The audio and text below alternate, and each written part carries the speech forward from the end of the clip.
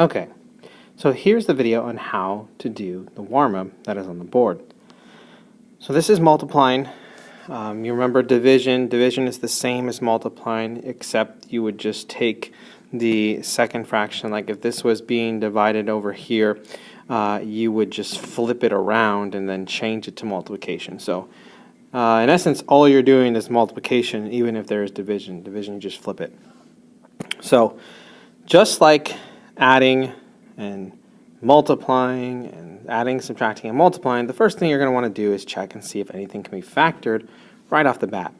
And what we see here is we have a couple things. We have a difference of squares right here that I'm going to factor as x plus 2 and x minus 2. X plus 2 and x minus 2.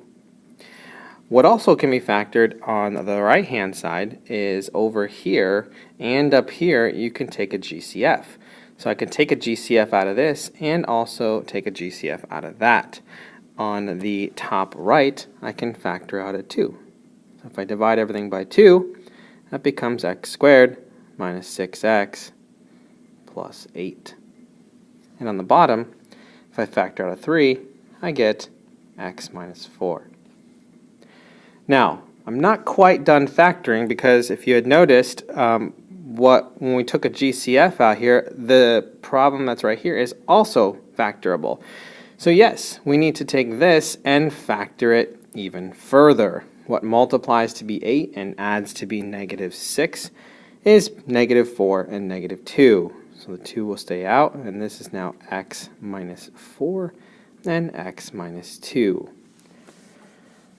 If you remember, once you're done factoring, now I don't need this anymore, or this anymore, or this anymore, or this anymore, because I've factored them.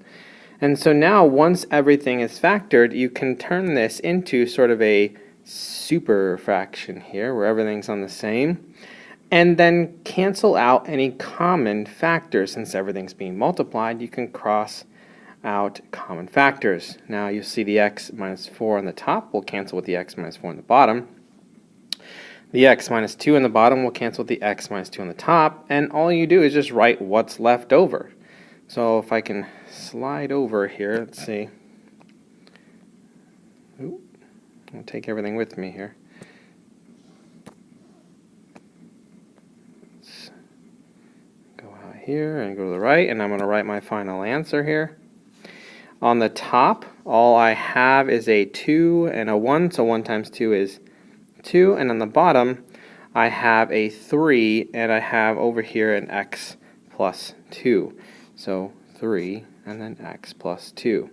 Remember what I said in the video, once you have factored and canceled out common factors, you can't continue canceling things out. So once you've canceled everything and brought everything together, that is your final answer. Hope this helps.